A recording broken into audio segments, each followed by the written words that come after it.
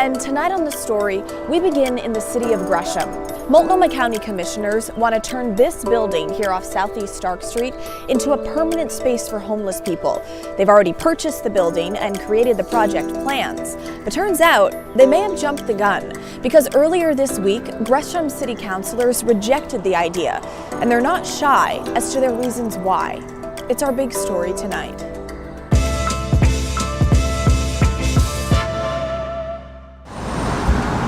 In the search for shelter space in Multnomah County, commissioners have their eyes set on Gresham's Cook Plaza. Not happy with it at all. Susan lives right next door. I just worry. I worry. Multnomah County bought the building back in 2022 for $3 million at the request, they say, of Gresham City Council. Since then, the county has used it as a temporary severe weather shelter. When they open it during the summer, I see people out there doing drugs, and then we're told don't bother them, they'll get rid of them, and they don't. Now, Multnomah County wants to spend $8 million to turn it into a permanent day center and tiny home village for up to 42 people, with room for up to 90 during severe weather. Staff, they say, will be on site 24/7. There's a school not too far away, and I see kids walking by that area to go to school, and that's dangerous. County leaders met with Susan and the surrounding community twice before presenting their plan to Gresham City Council this week. It was met with major pushback. We have a deep concerns about it going in. Among those concerns, the lack of communication from the county. We really didn't find out until they were already working on permits. They didn't consult with us. We have been in a great partnership with City of Gresham, I will say, Blair. Dan Field is the head of Multnomah County's Homeless Services Department. We've had senior city staff participating in our planning committee monthly updates since then. So there's been actually good communication. Well, the leaders have not been aware. We've had some staff members part of some communication teams, but that's not the city council. That is not the policymakers. It's sad. It's just sad when you have people out there saying, we're all about working together, but yet we're not working together at all. The counselors tell me the most recent point-in-time count, a known undercount, showed there are just 20 people experiencing homelessness in Gresham, and the city already has 7 shelters. And we don't have that homeless population to fill it. So you're going to be bringing people out of the area into our area, and when you don't have the services to wrap around and help them, then where are they going to go at the end of the day? The assumption clause doesn't work in Gresham.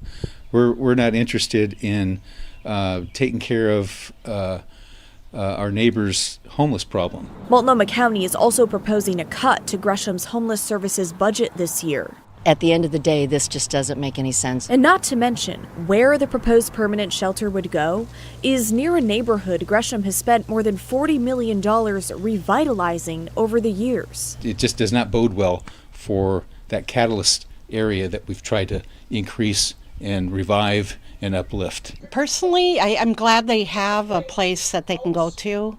I don't know how that's going to affect things around here. I would hope that there wouldn't be any increase in crime, but Multnomah County is hoping to begin construction soon and accepting referrals for the shelter by the end of the year. And so now we're going to have to respond to these concerns and figure out where to go next. Okay, so the big question, will the county move forward with the shelter plan despite Gresham City councilors opposing it? Well, it comes down to the budget. If Multnomah County approves the $8 million needed for this project, then councilors don't see how there's much they can do to stop it. But I asked Dan Field if the county would still move forward given this pushback. Here's what he said. I don't think that's going to be on the table. I think we are in a good partnership with the City of Gresham. Everything is on the table right now. The chair and Commissioner Jones Dixon, who used to be on the City Council, they've committed to working with the City Council. So I fully expect that we'll agree on some next steps here. I don't anticipate that we'll end up at loggerheads with the city. Now, he mentioned there Multnomah County Commissioner Jones Dixon being a former Gresham City Councilor. He was the one that actually called for this week's meeting between councilors and county leadership. Now, he sent us the following statement, saying in part, "Right now, we are having active conversations around the planned project. I'm committed to letting the budget process play out. This is why we have community meetings. And I appreciate that our partners in East County are clearly expressing their community's needs and desires so we can collectively work through them." He went on, saying, "It's democracy in action. I would emphasize to the public and our community partners that no final decisions about any of our services have been made or will be made until a final budget is approved in June. More to come." Well, today, Gresham City Councilors questioned why the county wants to put another shelter in Gresham when there are other cities in East County that don't have any county-funded shelter, like Wood Village. Now, just about 20 minutes ago, the mayor of Wood Village sent me an email saying the city of Wood Village is never opposed to resources coming to the city and the region. What we don't want is someone coming in and telling us what is going to happen without having meaningful conversations with us, who know our community and those needs better. We want to be real partners and not just on paper or when it's convenient. To the city of Portland now, and a decision by council that will affect every city resident in one way or another: utility fee hikes. John Adams is downtown tonight. John, let's be real. This flew under the radar yesterday because it happened before that marathon budget meeting. But what can people expect? Yeah, it definitely was a very long meeting yesterday at City Hall, Blair. But this is a 6.3 increase spread between sewer and water. And folks here in Portland are going to start seeing that increase show up on their bills in either July or August, depending on their own billing cycle. Now, the councilors passed the increase with an 11-1 vote. Dan Ryan was the only no vote. Deputy City Administrator for Public Works tells us without the hike, the city would be falling behind on upkeep to the system and would have trouble meeting federal and state regulations. Now, the City Council president telling us that these fee hikes are necessary because if they don't do them now, it's going to be an even bigger increase in the future. So what does this mean, though, for the average customer? Well, Blair, a representative from Public Works told me the average utility bill here in Portland is about $140. So when you take the 6.3 increase, that's an average increase of about $8 or $9 per month. Wow, $8 or $9 a month. Now, I can imagine people are already not too happy about this, but you learned about another rate hike that could be added on top of that 6%. Well, that's exactly right, Blair. It is for people that pay their monthly bill with either a debit or credit card. In the past, the city has been paying that processing fee, but now that cost is going to be pushed on to customers, and it's going to be a 2.9% increase for folks that use debit or credit card. Here's the Deputy City Administrator for Public Works explaining why. We've been absorbing the cost for the credit card and debit card transaction fees over the years, and that's added up to millions of dollars. And ultimately, it's the ratepayers who are absorbing those costs. It is worth noting that if you do pay in cash or you use a checking account, you're not going to have to worry about that processing 2.9% fee. Blair. All right, well, it never seems to get cheaper to live in Portland. John Adams downtown for us tonight. John, thank you. Now, one of the more controversial decisions of the long city council meeting yesterday, it came down to literally the 11th hour. Just before the midnight deadline, council voted to divert nearly $2 million Mayor Keith Wilson had earmarked for Portland police, and they gave it to parks instead. The plan came from councilors Angelita Murillo and Candace Avalos, who argued that PPB is struggling to fill the open jobs they already have. Right now, Portland Police has 90 vacant positions while successfully reducing crime rates. And this amendment redirects the one-time funds that they were increased by above their base budget that would likely remain unspent due to ongoing recruitment challenges. But it brought out some strong feelings from other councilors, especially Dan Ryan, the only holdover from the old form of government. After calls to defund police in 2020, Ryan says he spent years trying to build Portland police back. They all said, do not cut the police. This council will make a big, big mistake that you will regret if we go ahead and put this through. Residents and businesses will continue to leave. The tax base will continue to erode.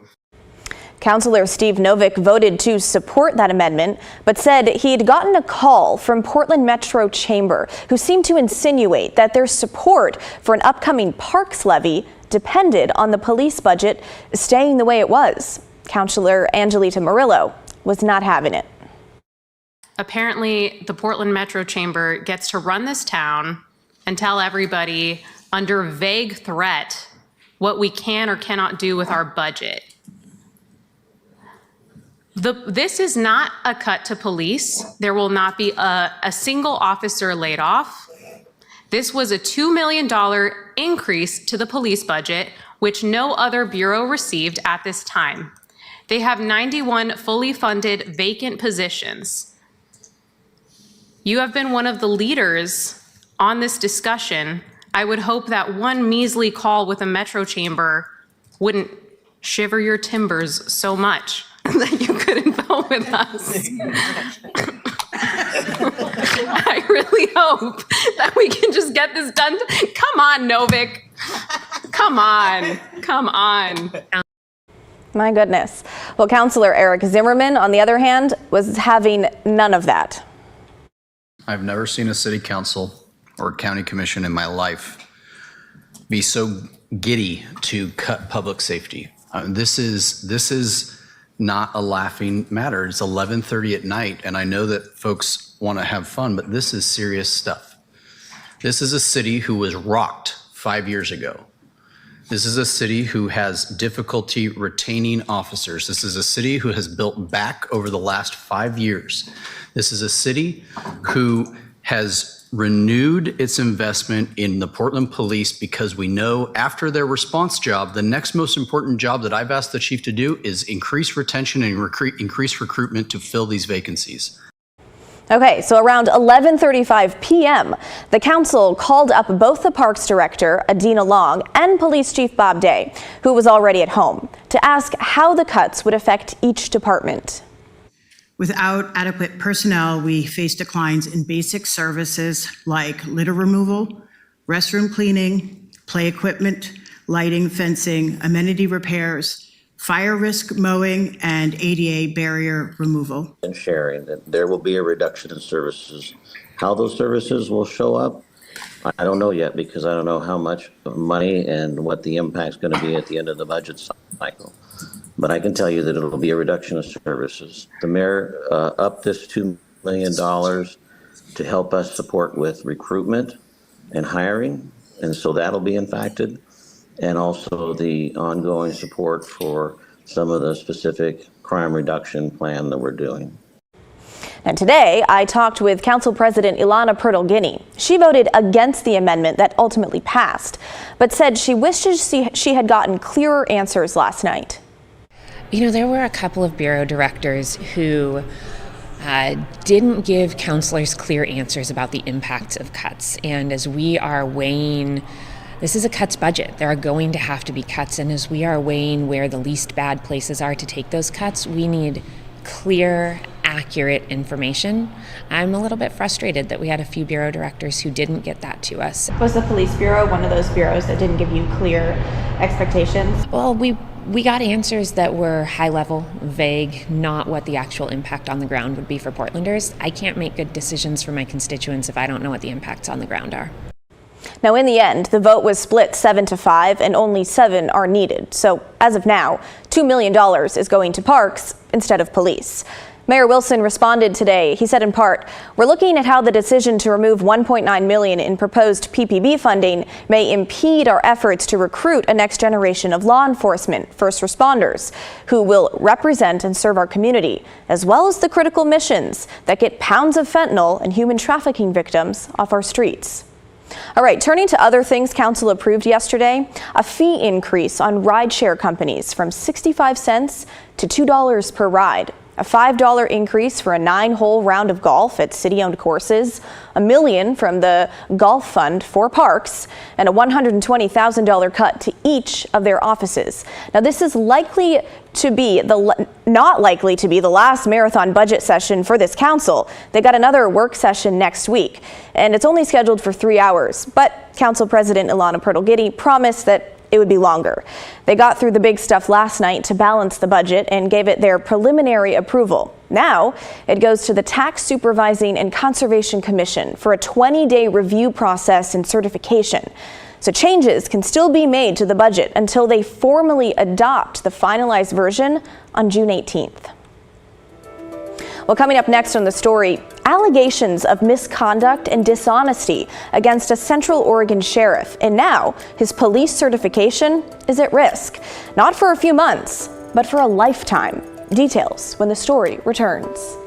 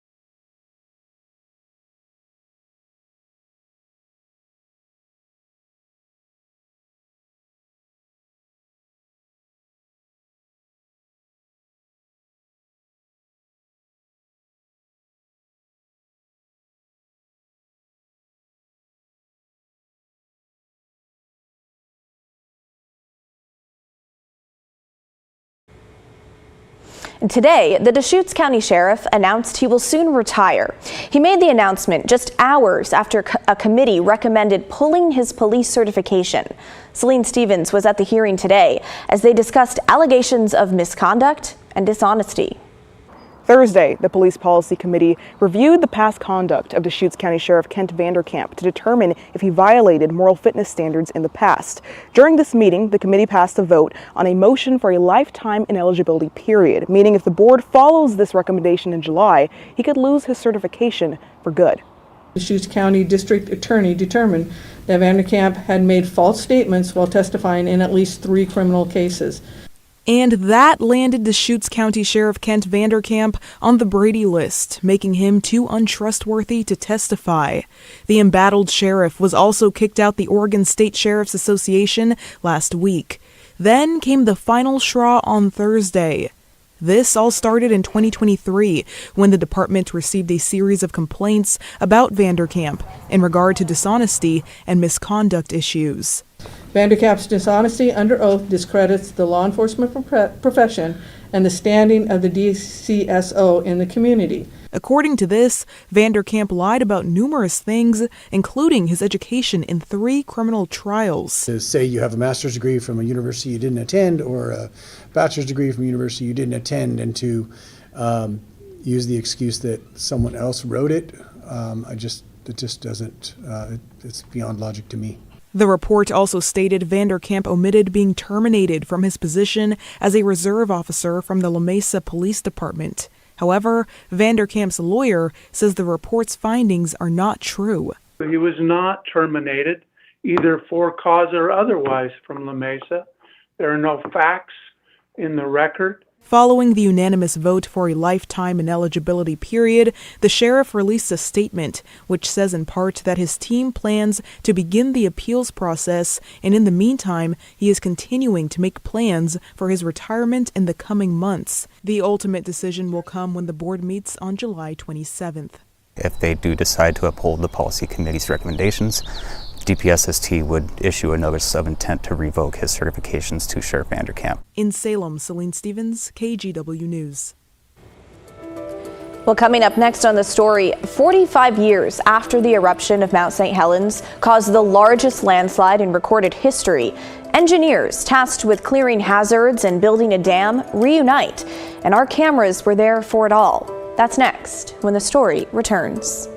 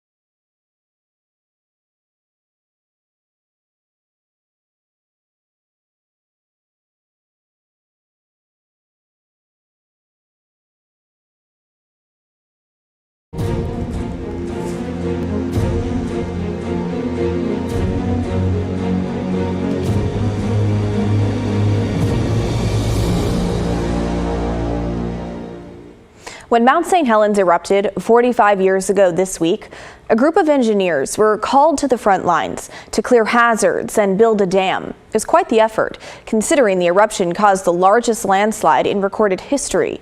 Those engineers returned to the volcano this week for a reunion of sorts. Drew Mickelson has the story. The dam was built to protect communities and commerce downriver from the long-term effects of the 1980 eruption of Mount St. Helens. The dam is still standing, and so are some of the folks who helped build it. Things start coming back to you, all the memories. What a treat. They've returned. I come back here every 5 years if I can. It's been about 6 years because of COVID. To a place that rose from the ashes. Hasn't moved. It hasn't moved It's an inch. right where you put it. It's right where we put it. These men were here in the days and years following the eruption of Mount St. Helens, when the landscape changed May 18th, 1980. Filling up the North Fork of the Toutle River with 3 billion cubic yards of material, raising Spirit Lake 200 feet, flattening 150 square miles of old growth timber. The U.S. Army Corps of Engineers was in charge of the recovery efforts. If this material gets on down the river, you have flood control problems and above all navigation problems in the Columbia River. Retired Colonel Terry Connell was the district commander in 1980, heading up dredging projects in the Columbia River, where ships got stuck in the volcano sediment. The Army Corps also constructed a 1.5 mile long tunnel, providing a man-made outflow to the new Spirit Lake created by the eruption. And I'll say the Corps of Engineers in general does amazing things for our nation. It just triggers a lot of memories. Civil engineer Steve Stockton helped design the Corps' sediment retention structure.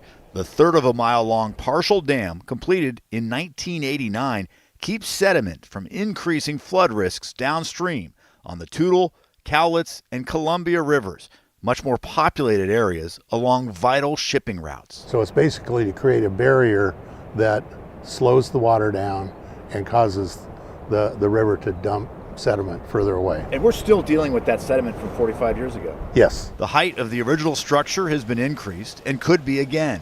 And the Army Corps of Engineers is still working up at Spirit Lake, replacing intake gates to keep the trees blown down in the eruption from clogging the only outlet.